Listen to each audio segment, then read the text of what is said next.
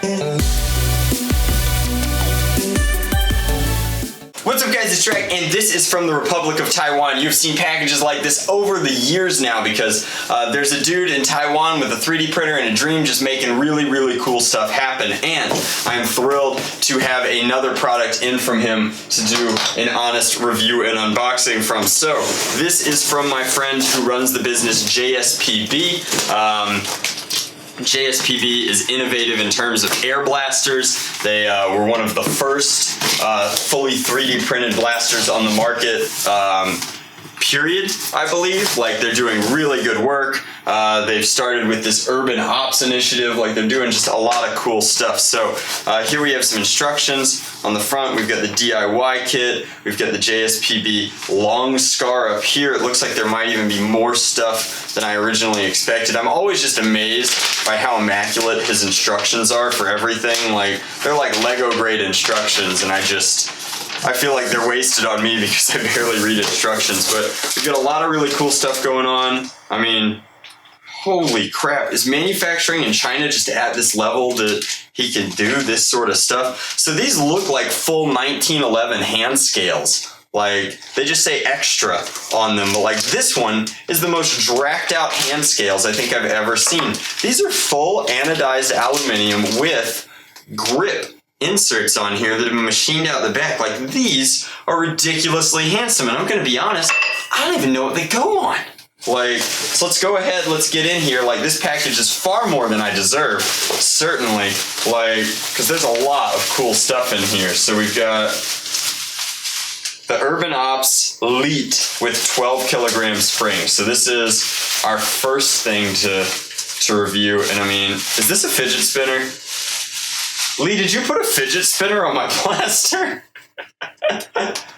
Whee! Alright, so like obviously that's removable, but that's pretty cool. I like that he even went with red and black for the fidget spinners aesthetic. Then we've got this, which appears to have no batteries in it presently, but this is a carbon fiber flashlight up top. And then this has an integrated scar into the muzzle, which is just ridiculous, man. That's crazy cool. Then we've got like washers integrated into this print. And then hilariously, this whole package full of stuff wasn't enough. So he sent this separately, which is how I kind of knew what to expect from this. But here we have the transforming stock here. And I think that's how it disconnects, and then it's got all these springs that ratchet and lock, and this is designed to attach to this guy somehow. I think that it locks into place. He's probably just laughing as he's watching me try and parse my way through this right now, but all of this stuff is so simple and so intuitive, and this seems to be complicated on a level that I was not prepared for. Oh, the washer's gonna come up and over, yeah. No, and then this is going to bounce back, and there's got to be a retention point for this rubber thing. Why is it so tricky for me? So that clearly goes... We're going to use it as a pistol. We'll figure it out pretty soon. And then we've got a bunch of this stuff. This says JSPB First Aid Kit for Game. So these are... oh man, these are going to be great for the SCNC. So obviously, like, you guys remember these from... elementary school. These are slap bracelets, so you could use these in-game as medic bands or extra lives. Like, you could remove them every time. Now, he originally innovated a system with balloons where you'd wear balloons and shoot them off. And then these are zombie dinner live-action survival game tracers. So these reflective stickers for night combat. That's cool. You could put those on darts, all sorts of stuff. And again, like, I'm just really appreciative of how he makes it so easy for me to make my content for him. Like, couldn't thank him enough. Thank you so much. Those stickers go on darts like this so that now they're reflective in nighttime games. But let's go ahead and fire this. We'll have to take it outside. Man, it's a good integrated scar too. When I pushed that dart in, you could tell that it even vacuum loaded a little bit, but you could certainly tell that it had a good twist to it. So these are clearly other handle scales. I like his 3D printed ones, but this is where these would replace. I think that he actually went with 1911 geometry here. I'm not 100% positive, but they look really good. I don't know if I even need to add the metal ones. Like, as is, it looks very consistent, but firing, oh snap, it's a laser beam. So we'll take this outside and we'll do a quick firing demo with the GoPro of this. But man, I love that.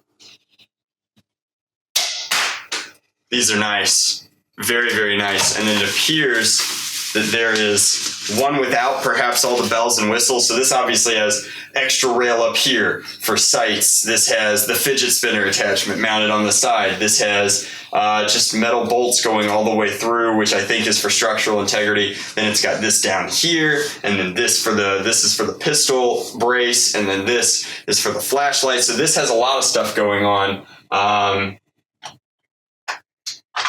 Set that there for the time being, but it seems like he sent an additional one, which might be perhaps a slightly more basic model. This says Urban Ops Light with a 6 kilogram spring. So not only does this one not have all of the extras, but man, 3D printing blasters has just come so far, and it's really, really cool to see all that. So this has built-in iron sights. You can slide it back or forward. Same sort of trigger, slightly different, much lighter well here. Obviously the grips aren't as involved. They're less printed or what have you, but this is, oh yeah, much, much easier. But it still has that integrated scar barrel, which is really, really cool. So like this is an all-in-one pistol. This is like the evolution of the lock and load or the Night Finder, just 3D printed. Like a lot of people focus on primary class blasters in 3D printing world, but this seems to be, oh, and it just grips and twists. This seems to be, yeah, so this is a much lighter, much softer in every way version of that. This is just the natural evolution of like that system. And then, I mean, he didn't have to send me a primary class blaster, but I'm so incredibly honored and appreciative that he did. But this is the Pro 2 Long Scar, and we will absolutely be taking this out for a round at the SCNC War. Every time he sends me one of these, they become that much cleaner, that much nicer. This one's fabulous. Oh my goodness. So just a really cool color scheme on this guy. His very, very cool dart door design in the back. We can grab a couple more of these tracer rounds for zombies, and I think this will hold 1, 2, 3, 4, maybe 5. It's hard to say. Normally they only hold 4. Yeah, that's 4. I could squeeze the 5th one in. Fine.